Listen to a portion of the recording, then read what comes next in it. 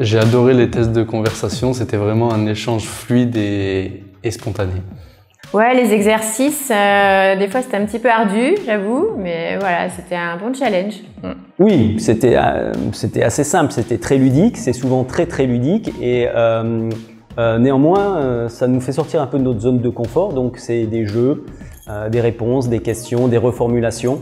Et j'ai une image assez impressionnante parce que quand je fais mes cours de Learn English qui durent à peu près entre 1h30 et 2h, j'ai cette sensation qu'il faut un certain laps de temps pour revenir dans la réalité parce que j'ai été tellement concentré que ça me demande beaucoup de concentration. Les défis de conversation avec le professeur sont une certaine gymnastique mentale au début, mais c'est très ludique et finalement on s'y fait très rapidement.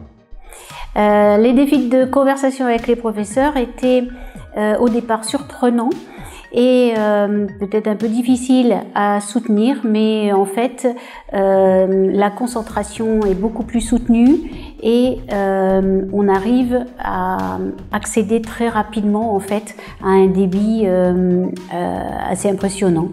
Eh bien, au niveau démarrage des cours, effectivement, entendre parler qu'en anglais, c'est toujours un petit peu déroutant, mais finalement, ça nous met vite dans le bain et puis petit à petit, on s'y habitue et on comprend de mieux en mieux ce que nous disent nos professeurs.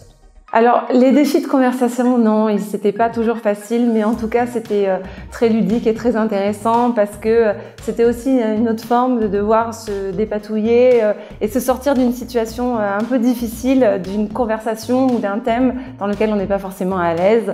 Donc voilà, c'était aussi une bonne méthode d'apprentissage.